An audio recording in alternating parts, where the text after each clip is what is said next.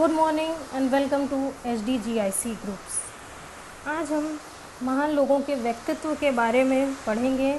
कल हमने पढ़ा था श्री कृष्ण के विषय में, आज हम पढ़ेंगे उसी महाभारत से रिलेटेड भीष्म के विषय में।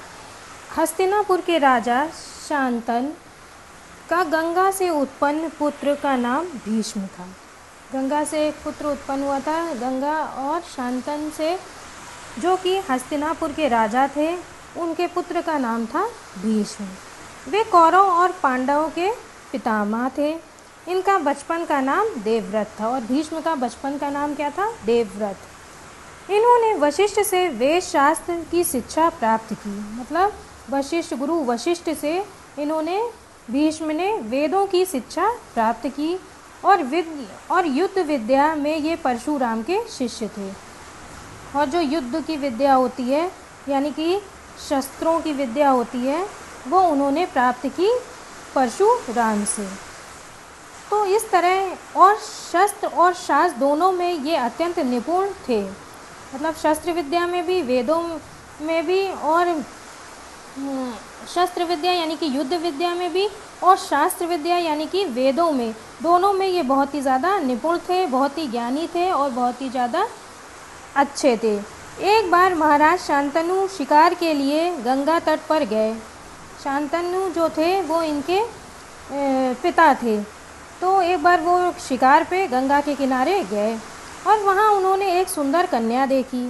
उसी गंगा के किनारे इन्होंने एक सुंदर कन्या देखी। उसे देखकर वे उस पर मोहित हो गए। उनके पिता उसको देखकर मोहित हो गए और कन्या के पिता से विवाह की इच्छा व्यक्त की। और शांतनु ने उस कन्या के पिता से कहा कि मैं इससे विवाह करना चाहता हूँ।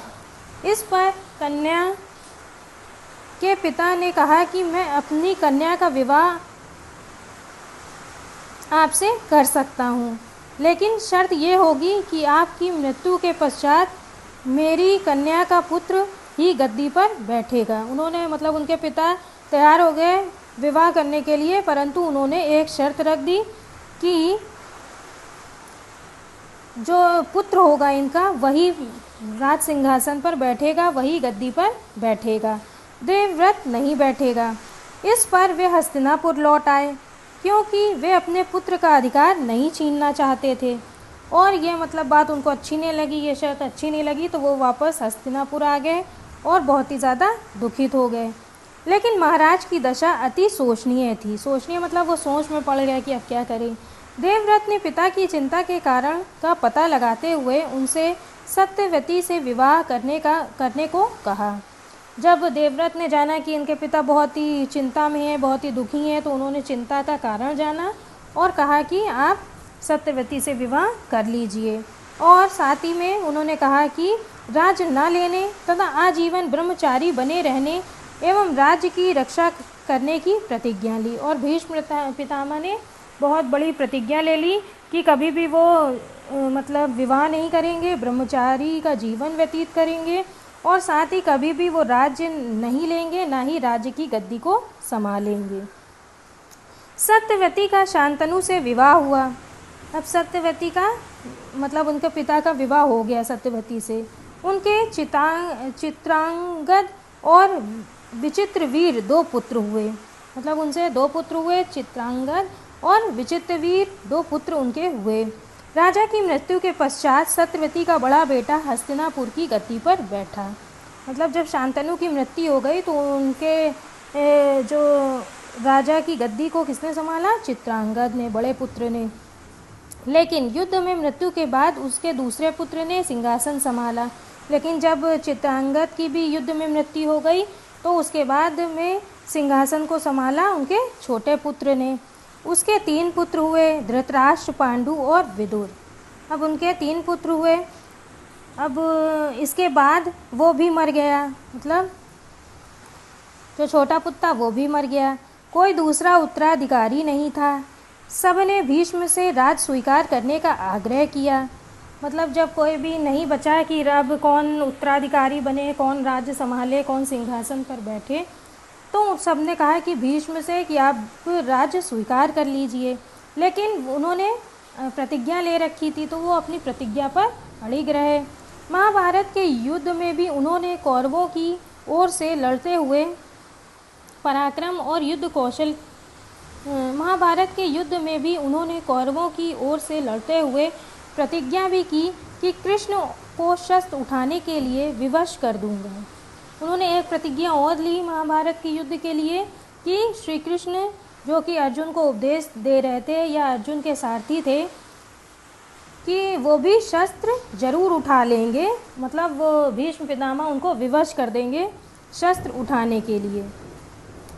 कृष्ण ने उनके पराक्रम और युद्ध कौशल की प्रशंसा की। कृष्ण ने भी भीष्म के पराक्रम और युद्ध में मतलब निपुण थे उसकी उन्होंने प्रशंसा की। फिर के 10 दिन तक सेनापति का कार्य किया। अर्जुन ने शिखंडी को आगे करके भीष्म पितामह पर बाण की वर्षा की। अर्जुन ने महाभारत के युद्ध में भीष्म पितामह के ऊपर बहुत सारे बाण चलाए जिससे कि उनकी मृत्यु हो गई। भीष्म रथ से गिरे, उनका रोम रोम बाण विद हो गया और जब बाण चले तो भीष्म जो थे वो रथ से गिर गए। सूर्य के उत्तरायण होने तक उन्होंने प्राण न त्यागने की प्रतिज्ञा भीष्म शरशैया पर पड़े रहे। उन्होंने भीष्म पितामह ने यह भी एक प्रतिज्ञा ले रखी थी कि जब तक सूर्य उत्तरायण में नहीं जाएगा तब तक उनकी मृत्यु नहीं होगी, तो वो भीष्म शरशैया पर पड़े रहे और युधिष्ठिर ने उनसे ज्ञान, वैराग, भक्ति, धर्म तथा नीति की शिक्षा ग्रहण की। और युधिष्ठिर ने क्या किया? युधिष्ठिर ने भीष्म पितामह से ज्ञान लिया, वैराग सीखा, भक्ति सीखी, धर्म सीखा, नीति सीखी। ये सारी शिक्षा भीष्म से प्राप्त की। अब हम आते हैं इसके प्रश्नों के ऊपर। पहला प्रश्न है, देवव्रत का नाम भीष्म क्यों पड़ा? दूसरा प्रश्न है, भीष्म के माता पिता का क्या नाम था? तीसरा प्रश्न है, युद्ध भूमि में भीष्म ने शस्त्र का त्याग कब और क्यों किया? ये तीनों प्रश्न के उत्तर आप अपनी अभ्यास पुस्तिका में लिखिएगा और फिर इस ग्रुप में भेज दीजिएगा।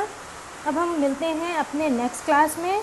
इस वीडियो को सब्सक्राइब कर लीजिए और साथ ही एक लाइक ज़रूर कीजिए। धन्यवाद।